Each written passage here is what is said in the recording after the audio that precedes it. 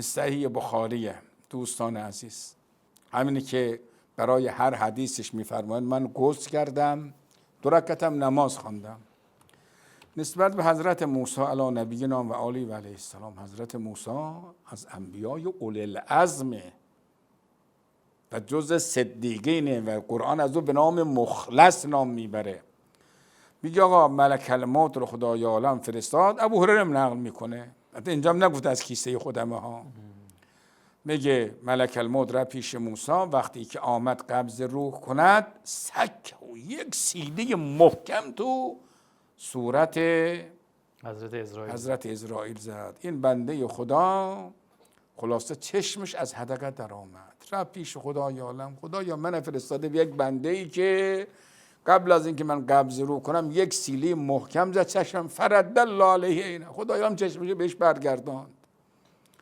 گفت برو پیشش و خلاصه یه آشتی داد، یک جلسه آشتی کنانی خدای عالم بین حضرت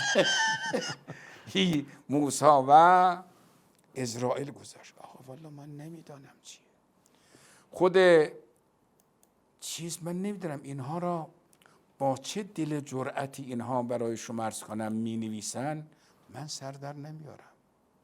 حالا بخاری آورده، آقای ابن حجر تو که متوفای 852 8 قرن 9 قرن بعد از رحلت پیغمبر آمدی تمام اینا رو پایین بالا کردی، تو که دیگه عقلت میرسه کتابهای رجاله تو کتابهای سرآمد رجال اهل سنته.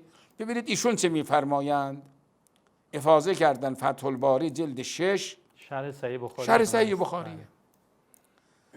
میگه فلتم موسی عین ملک الموت فوقعها، یک سیلی زد چشمش از حدقه در آمد. حالا این سیلی چطور سیلی بود؟ آخه معمولا سیلی که میزنن گوش طرف کر میشه دنداناش بله. این چه سیلی بودی که چشمش در اومد افتاد بیرون.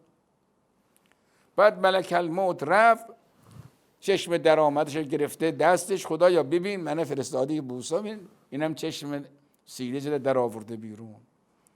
بعد خدای عالم آمد آشتی داد و بین اینها و خب ببینید اینی که میگه 2 رکعت نماز خواندم و غسل کردم، این هست. باز صحیح بخاری این چاپ عربستان سعودی میگه حضرت موسی رفت و یه روزی میخواست خلاصه غسلی بکنه و خلاصه یک لباساش کند و تو بیابان داخل یک جوبی بوده، نهری بوده، رفت غسل کرد آمد بیرون، خواست این لباساش رو بپوشه، لباسش روی سنگ بوده، این سنگ حرکت کرد شروع کرد به دویدن، فرار کرد. حضرت موسی هم دنبال سنگ، صوبی حجر صوبی حجر، هی سینه میزد میگفت صوبی حجر صوبی حجر. این خلاصه رفت تا به قبیله بنی اسرائیل رسید، فرعوه عریانا، دیدن که حضرت موسی لخت عریان مادرزاده. ای کاش این آقا می آمد این روایت رو یه جوابی برای من داد. بعد جالبش اینه، میگه آقا بنی اسرائیل تصور میکردن که حضرت موسی مردانگی نداره، اینطوری شد خدا اینطوری کرد تا مردم ببینن با چشمشون درد نکنه که این مرده. به خاطر این بابا حضرت موسی پیغمبر اولوالعزم اگر بیاد بگه من مردم قبول نمیکنن، باید لخت بشه، غسل کنه، لباساش بگذاره روی سنگ فرار کنه بیاد تا بنی اسرائیل. لا لا خدا میدن آدم حیا میکنه بگه. نسبت به رسول اکرم صحیح بخاری میگه رسول اکرم یک فتره وحی نیامد، رفت بالای کوه میخواست اونجا خودش بندازه پایین خودکشی کنه. جبرائیل آمد یا رسول الله تو را به خدا خودکشی نکن، ما کار داریم، حالا باید بعد از این آیات دیگری هم بیاد، نمیدونم چنین هست چنان هست، هجرتی غیری هست، تا خلاصه رسول اکرم متقاعد شد خودکشی نکرد. دوباره باز بعد از مدتی وحی نیاد، وحی قطع شد، پیغمبر باز رفت بالای کوه میخواست خودش بندازه خب بابا جان من اینها چیه؟ من نمیدونم. من یه روزی به چند تا از این دانشجوهای دانشگاه ام القری تو بیت الله الحرام بالا پشت بام بودیم، با اینا مناظره میکردیم. جلسه خیلی خوبی هم داشتیم، ما بچهای مؤدبی بودن.